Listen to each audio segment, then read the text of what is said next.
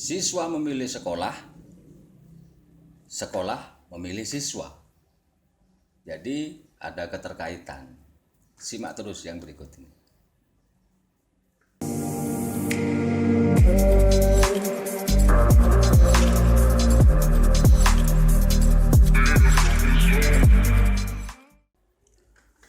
Halo, assalamualaikum warahmatullahi wabarakatuh. Jumpa lagi dengan saya Pak Yaya di channel YA2 Cika Hidayat.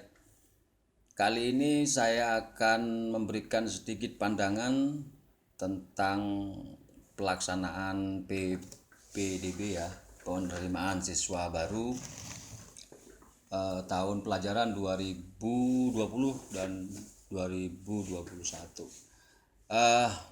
Banyak sekali demo orang tua wali murid kepada anggota dewan ini yang memicu juga bagaimana pemerintah mengambil kebijakan. Tapi sudut pandang saya berbeda.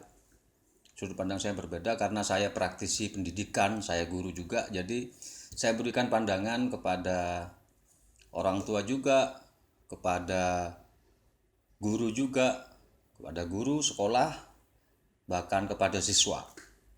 Begini, kita akan menjadi punya masalah jikalau kita sendiri bermasalah. Bermasalahnya di situ artinya ketidakmampuan, adanya kekurangan di diri kita. Salah satu contoh adalah penerimaan siswa baru. Artinya di situ siswa mendaftarkan kepada sekolah, memilih sekolah, berikut orang tua juga memilih sekolah, memilihkan sekolah anaknya. Dan tentunya apa yang mereka harapkan masuk ke sekolah tertentu, khususnya di negeri, SD negeri kek, SMP negeri kek, SMA negeri, SMK yang bermuatan negeri itu menjadi bahan rebutan karena biasanya jauh lebih murah daripada sekolah di swasta. Tips, sekarang saya bilang tips, bagaimana sih sebenarnya kita supaya tidak sulit, memilih sekolah. Di awal saya bilang siswa memilih sekolah, sekolah memilih siswa. Artinya apa? Di sini ada take and give. Artinya siswa menunjukkan sesuatu, mendaftarkan dengan menunjukkan sesuatu kepada perihal pendaftaran itu dengan harapan sesuatu itu bisa diterima. Nah, sekarang yang jadi masalah adalah kita tidak memahami kemampuan kita. Prestasi kita tuh di mana?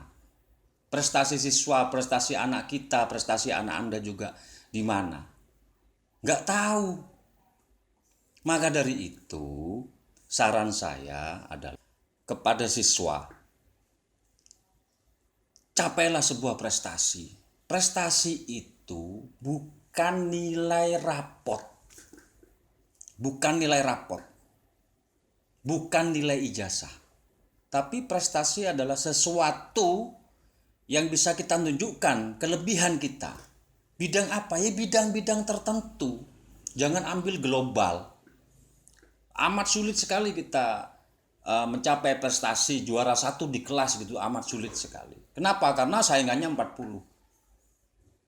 Mapelnya lebih dari 10 dengan segala bentuk permasalahannya. Gurunya juga lebih dari 10 dengan segala bentuk penilaiannya. Jelas. Nah, tapi minimal kita ada di 10 besar lah. Ada di 10 besar, seperti itu. Nah, pada saat proses penerimaan siswa baru itu ada prestasi di situ, pemilihan prestasi, jalur prestasi. Artinya apa? Jika Anda mempunyai satu prestasi saja dan dibuktikan dalam bentuk sertifikat, itu sudah mendukung, sudah nggak sulit cari. Ya, segampang-gampangannya begini. Yang agama Islam. Siapa yang hafal minimal 10 juz saja? Kalau sekolah itu tidak bisa menerima, bahaya itu. Karena Quran itu ada 30 juz, berarti kalau 10 juz itu sudah sesuatu yang membanggakan sekali. Syukur-syukur kalau 30 juz. Saya rasa bukan hanya sekolah, Departemen manapun, kalau ada orang melamar, hafal 30 juz, saya akan diterima. Nggak percaya silakan dibuktikan. Di Jember, Kapolres yang kemarin itu mengatakan, siapa yang hafal 30 juz, saya rekomkan jadi polisi. Sampai seperti itu. Artinya apa? Ini sebuah prestasi. Maka dari itu, ambil satu bidang saja. Misalnya, prestasi di sepak bola, prestasi di pencaksilat, prestasi di karate. Banyak hal. Kita bisa jadi juara satu untuk tingkat kabupaten misalnya, tenis meja di tingkat kabupaten, di tingkat provinsi lebih bagus lagi kalau tingkat nasional. Nah, untuk siswa yang sekarang masih proses berjalan, baik yang mau masuk SMP, mau dari SD ke SMP, SMP ke SMA, bahkan dari SMA ke perguruan tinggi sekalipun, tolong tingkatkan prestasi dalam segala hal. Yang olahraga silakan di olahraga, yang musik silakan di musik, nggak ada masalah. Nah, yang kedua itu saran kepada siswa. Yang kedua adalah saran kepada orang tua. Bapak, ibu, orang tua, tolong anaknya juga dikawal. Jangan hanya pasrah kepada sekolah saja.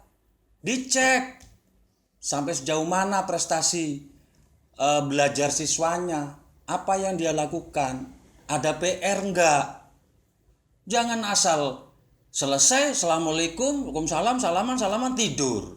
Enggak ngerti apa yang dia lakukan. Seperti video yang saya yang kemarin saya sampaikan bahwa zaman sekarang Android itu sudah hukumnya wajib. Kenapa? Itu minimal sebagai sarana komunikasi. Ya, dan yang kedua adalah sebagai sarana belajar sekarang. Nah, maka dari itu untuk siswa tolong tingkatkan prestasi Anda. Dan untuk orang tua juga, Bapak Ibu, termasuk saya juga yang masih punya tanggungan, ya sama-sama menjaga bagaimana anak didik kita, anak kita itu bisa mendapatkan pendidikan yang layak. Jangan dikit-dikit protes. Ya, oke, seperti itu. Terus yang selanjutnya adalah terkait dengan penerimaan siswa baru yang mana seleksinya itu juga nggak masuk akal.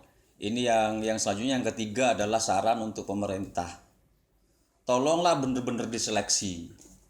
Kita sebagai guru juga menginginkan siswa yang berprestasi. Bayangkan kalau kita diberi siswa yang tidak mampu dalam hal ekonomi, tidak mampu dalam hal pembelajaran, ya kakek model bisa. Nah, ini yang susah. Sombong pula, aduh tambah klop sudah. Maka dari itu saya berharap prestasi ini penting, sangat penting sekali. Kita mendidik anak, kita mengajarin anak. Jikalau si siswa ini berprestasi, kita juga mudah. Tapi bukan berarti kita tidak mau menerima siswa yang kurang mampu. Bukan seperti itu juga. Kebanyakan, ini hampir semua di Indonesia, kalau sudah siswa tidak mampu, biasanya nakalnya minta ampun. Nah, sombongnya juga minta ampun. Malas juga nggarap tugas. Lah ini yang jadi masalah. Nah, kembali lagi kepada saran kepada pemerintah, tolonglah prestasi ini dikedepankan sebagai bentuk penghargaan kepada anak bangsa juga. Terus yang selanjutnya pertimbangan jarak. Ini yang tahun kemarin juga seperti itu, pertimbangan jarak. Lebih-lebih lagi ini yang lebih parah yang saya lihat beberapa hari ini di Jakarta juga pertimbangan usia lagi. Ini sudah menurut saya sih, asumsi saya, itu sudah nggak masuk akal. Sangat tidak masuk akal. Jarak saja tolong, ini banyak terjadi manipulasi.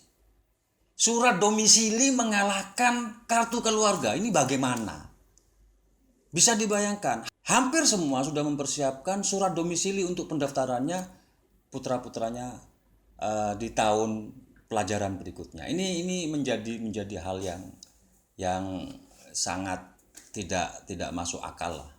Kasihan anak-anak kita. Ya, itu saja mungkin yang bisa saya sampaikan. Selanjutnya kepada siswa, kepada orang tua, kepada guru, kepada sekolah, kepada pemerintah juga, saya berharap semua memang benar-benar memikirkan bagaimana anak bangsa ini ke depan. Ya, kami dari pihak guru juga berusaha memberikan bekal sebaik-baiknya, sebanyak-banyaknya. Itu saja, jumpa lagi di video-video saya mendatang. Saya Yaya Hidayat. Assalamualaikum warahmatullahi wabarakatuh.